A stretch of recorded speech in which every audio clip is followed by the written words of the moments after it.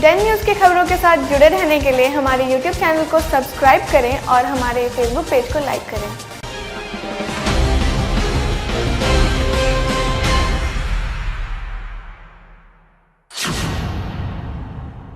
नमस्कार, स्वागत है आपका डेन न्यूज़ में। दिन भर की तमाम खबरों के साथ मैं हूं आरती सिंह। मुजफ्फरपुर के पताही पंचायत के कई मोहल्ले में लगे जल जमाव से परेशान आक्रोशित लोगों ने फर्दो पुल रेवा रोड स्थित NH को घंटों जाम कर जिला प्रशासन के खिलाफ जमकर नारेबाजी की। आक्रोशित लोगों ने बताया कि पिछले 7 दिनों से पताही पंचायत के कई मोहल्ले के 200 परिवार जल जमाव से परेशान हैं। मोहल्ले की सड़कों पर 2 फीट बारिश का पानी लगा हुआ है। कई बार शिकायत के बाद भी जल निकासी के लिए प्रशासनिक पहल नहीं हुई है। जल जमाव के कारण कई बीमारी फैलने का डर है। वहीं घंटों सड़क जाम की सूचना पर पहुंचे मुशर्री अंचलाधिकारी ने जल्द ही जल निकासी का आश्वासन देकर आक्रोशित लोगों को शांत कराकर जाम समाप्त कराया। इतना बार हम लोग कहें, सब लोग इसका फर्दोराही काम किया जाए, लेकिन कोई लोग सुनने को तैयार नहीं है। माननीय मंत्री जी के पास भी गए हम इसके लेकर के, नहीं सुने। उसके नगर निगम में भी गए हम लोग, उनसे भी बात किया, नहीं। CO साहब सब लोग से हो रहा है, अब हो रहा है, कोई सुनने वाला नहीं है। लगभग 100 घर में पानी चला गया हुआ है और लोग पानी के निकलने में दिक्कत है। नाल पर पानी हेल के घर से बाहर निकलता है, फिर घर में जाता है लोग, कोई देखने वाला नहीं है। हम लोग क्या कर सकते हैं? आज आप लोगों ने क्या किया है? हम लोग रोड जाम इसलिए किए थे, फर्दों की मांग किए थे, जितने जंगल झाड़ है उसको साफ किया जाए ताकि पानी एक स्पीड में बाहर निकले। हम सभी आज मजबूर हो करके ये सड़क जाम का कार्यक्रम कर रहे हैं। पताही ग्राम पूरा पानी से, बाढ़ से डूबा पड़ा हुआ है। इसकी शिकायत हम लोग बार बार स्थानीय अंचल अधिकारी, जिलाधिकारी, जिला प्रशासन, नगर विकास मंत्री, तमाम लोगों से, इवन की नगर निगम के जो एडमिनिस्ट्रेटर हैं उनसे भी हम लोगों ने शिकायत की है कि आपके शहर का पूरा पानी आता है, इस फर्दो होकर के निकासी होती है। जलकुंभी के आच्छादित हो जाने से जल निकासी का काम रुका पड़ा है और परिणाम स्वरूप पताही ग्राम जो है वो बाढ़ की गिरफ्त में आ चुका है। हम लोग परेशान हैं। जिला प्रशासन को इसकी कोई परवाह नहीं है, उसकी ओर से कोई नोटिस नहीं ली जा रही है। मजबूर हो करके हम लोग आज रोड पर आए। क्या मांग है आपका? मुख्य मांग है कि ये फर्दो पुल का जो जल जो जमाव है उसका उगाही करके और जल का निर्बाध बहाव को शुरू कराया जाए और साथ साथ और अन्य सुविधाएं भी प्रदान की जाए मोहल्ला वासियों को। अभी जिला प्रशासन की ओर से नहीं कोई आश्वासन मिला है, नहीं कोई राहत की बात है। करीब कितने घरों को? हम करीब 100 से ज्यादा परिवार घर उस बाढ़ की गिरफ्त में है। 200 के आसपास करीब परिवार है जो बाढ़ की गिरफ्त में है और जिला प्रशासन को कोई परवाह हमारी नहीं है। हम लोग मरने की स्थिति में आ चुके हैं। स्थानीय मुखिया के द्वारा आश्वासन दिया जा रहा है, हमारे दुख सुख में वो साथ हैं, लेकिन उनकी भी बात नहीं सुनी जा रही है। किसी भी प्रतिनिधि की कोई बात नहीं सुनी जा रही है। जिला प्रशासन बिल्कुल पंगु दिख रहा है। जिले के सदर थाना क्षेत्र के थानाध्यक्ष को गुप्त सूचना मिली कि एक टाटा 407 ट्रक से अवैध विदेशी शराब की खेप जा रही है। सूचना के आलोक पर त्वरित कार्रवाई करते हुए टीम गठित किया गया। गठित टीम के द्वारा सदर थाना क्षेत्र में वाहन जांच किया गया, जिसमें उक्त ट्रक को रोका गया। ट्रक की जांच कराई गई। जांचोपरांत ट्रक में बने केबिन से करीब 45 कार्टन विदेशी शराब जब्त किया गया। साथ ही 2 कारोबारियों को भी गिरफ्तार किया गया। वहीं 2 कारोबारी मौके से फरार हो गए, जिसकी गिरफ्तारी के लिए पुलिस छापेमारी कर रही है। आपको बता दें कि गिरफ्तार कारोबारियों की पहचान जिले के बोछा थाना क्षेत्र के दिलीप सिंह के पुत्र चिंटू सिंह व वैशाली जिले के महुआ थाना क्षेत्र के भगवान राय के पुत्र पप्पू कुमार के रूप में हुई है। वहीं शराब की खेप जिले के मनियारी थाना क्षेत्र के संजय राय की बताई जा रही है, जिसकी गिरफ्तारी के लिए पुलिस छापेमारी कर रही है। पूरे मामले पर सदर थानाध्यक्ष संजीव कुमार सिंह निराला ने बताया कि गुप्त सूचना मिली थी कि ट्रक में केबिन बनाकर शराब की खेप जा रही है, जिसके आलोक में सघन वाहन जांच की गई, जिस दौरान उक्त ट्रक को जब्त कर लिया गया है। साथ ही 45 कार्टन विदेशी शराब सहित 2 कारोबारियों को भी गिरफ्तार किया गया है। फरार कारोबारियों की गिरफ्तारी के लिए छापेमारी की जा रही है। पुलिस को गुप्त सूचना मिली थी कि एक विशेष रूप से मॉडिफाइड टाटा 407 ट्रक में केबिन बना हुआ है और उसमें छुपा के शराब ले जाया जा रहा है। इसके लिए वाहन चेकिंग प्रारंभ किया गया और उस पर 4 व्यक्ति थे। पुलिस को देख के भागने लगे। 2 व्यक्ति को पुलिस के द्वारा पकड़ा गया। 2 व्यक्ति भागने में सफल हुए। पकड़ाए व्यक्ति पप्पू और चिंटू है। जब उस ट्रक का विधिवत तलाशी लिया गया तो विशेष रूप से बने हुए केबिन जो बॉडी में बनाया हुआ था उसमें से 45 कार्टून 8 PM विस्की शराब, विदेशी शराब बरामद किया गया। 2 गिरफ्तारी है। ये शराब का खेप महेशी गांव का संजय राय का है जो शराब का धंधेबाज है। लगातार हो रही बारिश से नदियां उफान पर हैं और जिले के कई गांवों में तबाही मचा रही है। वहीं बागमती भी कई इलाकों में अपना तांडव मचा रही है, जिसमें गायघाट प्रखंड के कई पंचायत हैं। इसी की स्थिति जानने और बाढ़ प्रभावित इलाकों में हो रही कठिनाइयों को लेकर जिलाधिकारी गुरुवार को प्रखंड मुख्यालय पहुंचे, जहां उन्होंने जनप्रतिनिधियों और अधिकारियों के साथ बैठक की, जिसमें उन्होंने अधिकारियों को कई दिशा निर्देश दिए। जिलाधिकारी ने बताया कि गायघाट में बाढ़ से 6 पंचायत पूरी तरह प्रभावित हैं, जिसके पंचायतों की जनप्रतिनिधियों के साथ बैठक की गई है। आज गायघाट प्रखंड में लोगों ने बाढ़ प्रभावित जो हमारी पंचायतें हैं उसकी समीक्षा किया है। कुल 6 पंचायत हैं जो प्रभावित हैं और अभी तक सीओ साहब के द्वारा 7 नाव का परिचालन किया जा रहा है विभिन्न जगहों पर और 5 नाव की और डिमांड की गई है, तो उसको हम लोग कल तक यहाँ उपलब्ध करा देंगे। पंचायत के सभी मुखिया जो प्रभावित पंचायत है उसके मुखिया और अन्य जनप्रतिनिधि, प्रखंड प्रमुख और अन्य पदाधिकारियों के साथ हम लोगों ने यहाँ बैठक किया है। तो उसमें मुख्य रूप से मांग हुई है नाव की। नाव अभी तक 6-7 चला रहे हैं, अंचलाधिकारी ने बताया 7 जगहों पर चल रही है। 5 नाव की और डिमांड की गई है, उसको हम लोग कल तक उपलब्ध करा देंगे। पॉलीथीन सीट की मांग की गई है। पॉलीथीन सीट ऑलरेडी 1500 दिया हुआ है अंचलाधिकारी के पास जो वितरण कर रहे हैं और भी हम लोग 2000 पॉलीथीन लगभग भेज रहे हैं जिले से, उसका वितरण कराएंगे, उसकी कोई कमी नहीं है। दूसरा, आज हम लोगों ने डिसाइड किया है कि जो ज़्यादा प्रभावित टोले हैं वहाँ 5 जगहों पर रसोई जो सामुदायिक रसोई है, कम्युनिटी किचन, वो हम लोग शुरू कराएंगे। और उसके बाद कुछ जगह पर मांग हुई है कि ड्राई फूड पैकेट बंटवाए, इसमें चूड़ा, गुड़ और चना, चीनी और उसके साथ मोमबत्ती, दिया सलाई ये सब रहता है, तो वो फूड पैकेट भी कल से बंटवाना शुरू हो जाएगा। अंचलाधिकारी यहाँ भी बनवा रहे हैं और जिले में भी हम लोगों ने बनवाना शुरू किया है। इसको कल से हम लोग उपलब्ध कराना शुरू कर देंगे। बाकी घबराने की कोई बात नहीं है। बारिश हो रही है, नदियों का जल स्तर बढ़ा है, प्रत्येक वर्ष पानी आता है और गांव हमारे जो हैं, चूँकि तटबंध यहाँ नहीं है बागमती नदी का, कटरा से गायघाट के बीच में, इसलिए ये पंचायतें लगभग हर वर्ष प्रभावित होती हैं। लगभग इसलिए 6 पंचायत प्रभावित है पूरी तरह से और कुछ आंशिक हैं 1-2।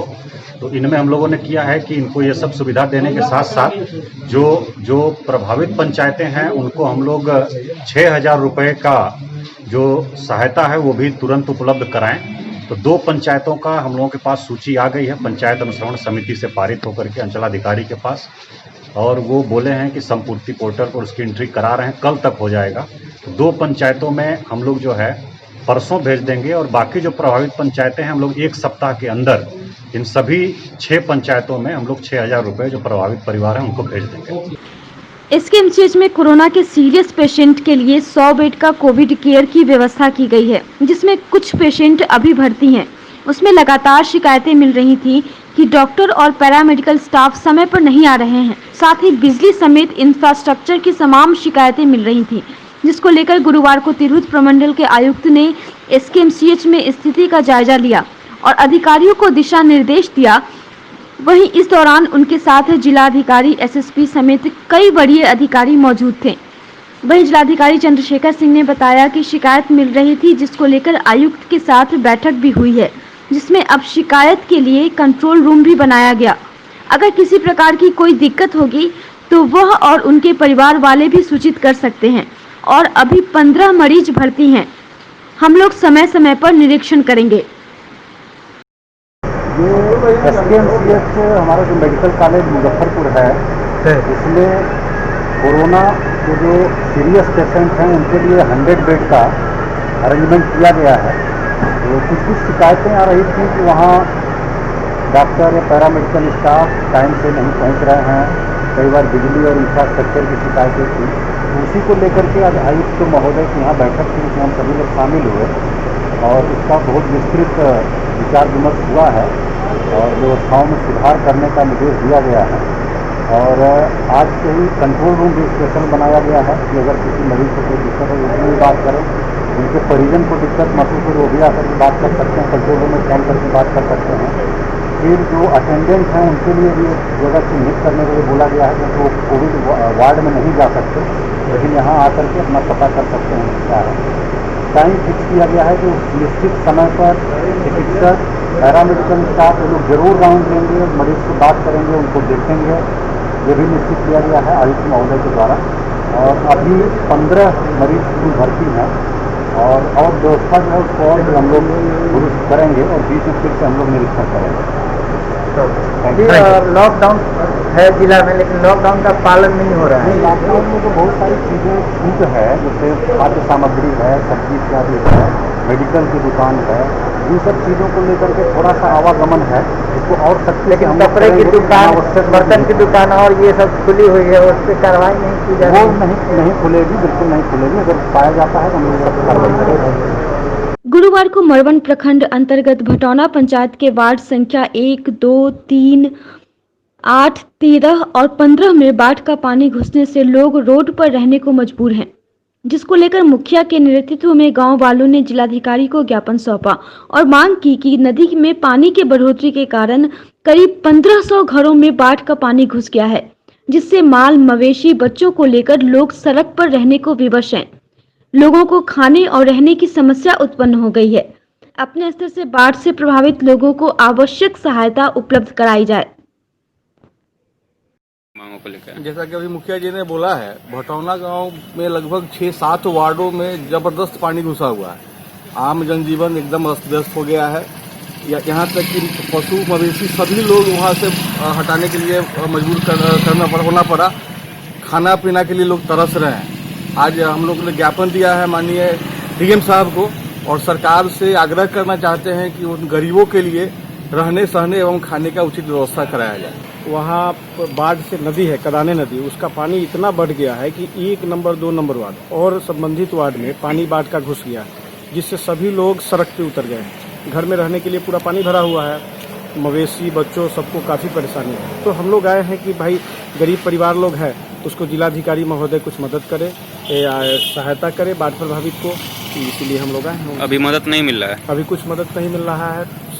अंचल अधिकारी, बीडीओ सबसे हम लोग बात किए, वो आश्वासन सिर्फ देते हैं। नाव का व्यवस्था है? सब नाव का भी व्यवस्था नहीं है। नाव मेरे पास 6 नाव था। पिछले वर्ष लगभग 2014 में वहाँ से 7-8 नाव उठा के लोग मंगवा लिए। नाव का व्यवस्था नहीं है। जिले में बढ़ते कोरोना महामारी संकट को देखते हुए ई पास मशीन से राशन वितरण करने में हो रही कठिनाई और पूर्व में दी गई मांग पत्र संज्ञान नहीं लेने को लेकर गुरुवार को फेयर्स प्राइस डीलर्स एसोसिएशन ने जिलाधिकारी को ज्ञापन सौंपा। एसोसिएशन के महासचिव देवन रजक ने बताया कि वर्तमान में मुजफ्फरपुर जिले में कोरोना महामारी से विक्रेताओं में दहशत और भय का माहौल उत्पन्न हो गया है। बिहार के अन्य जिले में भी कई जन वितरण प्रणाली विक्रेताओं को कोरोना की बीमारी के कारण मृत्यु हो चुकी है। सरकार या प्रशासन द्वारा अभी तक विक्रेताओं को सैनिटाइजर, मास्क, साबुन जैसी सामग्रियों की व्यवस्था नहीं कराई गई है। ऐसी परिस्थिति में वर्तमान में जुलाई में ई पास मशीन से उपभोक्ताओं के अंगूठा लगाकर वितरण करना संभव नहीं है। अतः वैकल्पिक व्यवस्था कराकर ही राशन वितरण करने का आदेश दिया जाए, ताकि विक्रेता अपने परिवार के साथ सुरक्षित रह सके। हम लोगों ने आज डीएम साहब से मिलना था, लेकिन आज हम लोग 3-4 मांगों को लेकर हम मिले हैं और हम लोगों ने कहा है कि पूरे बिहार में हर विभाग में जब ई पास मशीन के द्वारा, रजिस्टर के द्वारा, अंगूठा लगा के द्वारा जब हाजिरी नहीं बनाई जा रही है, तो ऐसे परिस्थिति में डीलर कैसे उपभोक्ता के अंगूठा लगाकर वितरण करेंगे, जिससे सोशल डिस्टेंसिंग को हमको पालन नहीं किया जाए। लेकिन अभी ये सरकार हमको ई पास मशीन में अंगूठा लगाकर ही राशन बांटने के लिए निर्देशित किया। इसका हम लोग विरोध करते हैं और ये आज बताने आए कि किसी भी परिस्थिति में हम लोग ई पास मशीन से वितरण नहीं करेंगे। दूसरा मामला है कि ये अप्रैल से लेकर जून तक हमको रजिस्टर पर खाद्यान्न बंटवा दिए, लेकिन उस ई पॉस मशीन से जीरो नहीं किया गया, हटाया नहीं गया, उसको हटवाया जाए। तीसरा मांग इनसे है कि हमको फ्री का खाद्यान्न इन लोगों ने वितरण करवा दिया, लेकिन उसके मार्जिन मनी जो सरकार ने हमको दिया है, जिसको वो नहीं दे रहे हैं। हमने उनसे मांग किया है कि हमको मार्जिन मनी जो है उसको हमको शीघ्र दिलाई जाए। और चौथा मांग, जो ई पॉस मशीन के द्वारा पूरे बिहार में जो ई चालान निकाला जा रहा है, आवंटन अगर 100 कुंटल है तो उसको 80 और 70 कुंटल ही खाद्यान्न दिया गया है। ये सुधार के लिए 4 बिंदुओं पर आज हमारी डीएम से बातचीत करने के लिए आए थे, लेकिन बात नहीं हुआ। डीएसओ साहब से बात हुई, परसों उन्होंने कहा है डीएम साहब से हम बात कराकर आपकी जो जायज मांग होगा हम प्रधान सचिव को लिखेंगे। गुरुवार को स्वतंत्रता संग्राम के अमर सेनानी और स्वराज्य मेरा जन्मसिद्ध अधिकार है, इसे मैं लेकर रहूंगा, ऐसे नारों के जनक महान देशभक्त बाल गंगाधर तिलक की 163वीं और महान देशभक्त शहीद चंद्रशेखर आजाद की 114वीं जयंती पर नागरिक मोर्चा की ओर से शहीद खुदीराम बोस स्मारक स्थल पर श्रद्धांजलि सभा का आयोजन किया गया, जिसमें सभी ने उनके चित्र पर पुष्प चढ़ाकर भावभीनी श्रद्धांजलि अर्पित किया। मोर्चा के महासचिव मोहन प्रसाद सिन्हा ने कहा कि आज का दिन बड़ा ही ऐतिहासिक एवं महत्वपूर्ण दिन है। 2 क्रांतिकारी की जयंती है। आज के युवा पीढ़ी को दोनों क्रांतिकारियों से प्रेरणा लेनी चाहिए। स्वतंत्रता संग्राम के अमर सेनानी, महान राष्ट्रभक्त लोकमान्य बाल गंगाधर तिलक की आज 165वीं जयंती है और महान देशभक्त अमर शहीद चंद्रशेखर आजाद की आज 114वीं जयंती है। आज ही के दिन महान देशभक्तों का जन्म हुआ। राष्ट्र आज वैसे महान विभूति को कभी भुला नहीं सकता। शहीद स्मारक पर राष्ट्र नायकों को नमन कर रहा है। स्वराज्य मेरा जन्मसिद्ध अधिकार है, इसे मैं लेकर रहूंगा, यह नारा था लोकमान्य बाल गंगाधर तिलक का, जो जीवन के आखिरी सांस तक मातृभूमि की आजादी के लिए फिरंगी सरकार से सामना करते रहे। अंग्रेजी सिपाही उन्हें घेर लिया तो उनके पास एक माउजर पिस्तौल हुआ करता था। उसी पिस्तौल से उन्होंने सामना किया फिरंगी सिपाहियों का। जब एक गोली बचा उसमें, तो चंद्रशेखर आजाद की जो प्रतिज्ञा थी, जो संकल्प था कि मैं आजाद हूं और आजाद ही रहूंगा, कभी भी अंग्रेज गिरफ्तार नहीं करेगा, और उसी संकल्प के साथ चंद्रशेखर आजाद ने अपने ही गोली से अपने को मारकर वतन के लिए शहीद हो गए। ऐसे राष्ट्रभक्त पर राष्ट्र को गर्व है, जिन्होंने अपना सर्वस्व न्यौछावर कर इस देश की आजादी के लिए अपनी प्राण की आहुति दी। गुरुवार को बिहार छात्र संघ की टीम ने बाबा साहब भीमराव अंबेडकर विश्वविद्यालय के कुलपति को ज्ञापन सौंपा और मांग की है कि कोरोना महामारी को देखते हुए अभी के समय में कोई भी परीक्षाएं न ली जाए। अभी परीक्षा ली गई तो कोरोना की वजह से शहर में रह रहे छात्र अपने गांव में या दूसरे जिले में वापस चले गए थे। वे एग्जाम के लिए यहाँ आएंगे तो कहाँ रहेंगे, जिससे छात्रों को परेशानियों का सामना करना पड़ेगा। हम लोगों ने वीसी साहब से मिलने की कोशिश की, पर वीसी साहब से मिले नहीं, और हम लोगों ने सब रजिस्ट्रार साहब से मिला और उन्हें विज्ञापन सौंपा। बिहार छात्र संघ की यही मांग है कि जैसे परीक्षा स्थगित कर दी जाए, क्योंकि ये बढ़ते संक्रमण कोरोना की महामारी में कौन बच्चे एग्जाम देना चाहेंगे। कोई भी माँ बाप अपने बच्चे को एग्जाम देने के लिए नहीं भेजना चाहेंगे। तो मैं कुलपति साहब से विनम्र निवेदन करता हूँ कि परीक्षा को भी स्थगित कर दी जाए और कोरोना महामारी बाद एग्जाम को ली जाए। इसी कारण हम लोगों ने सब रजिस्ट्रार साहब से मिला और उन्हें ये विज्ञापन सौंपा और हम लोगों ने रिसीविंग ले लिया।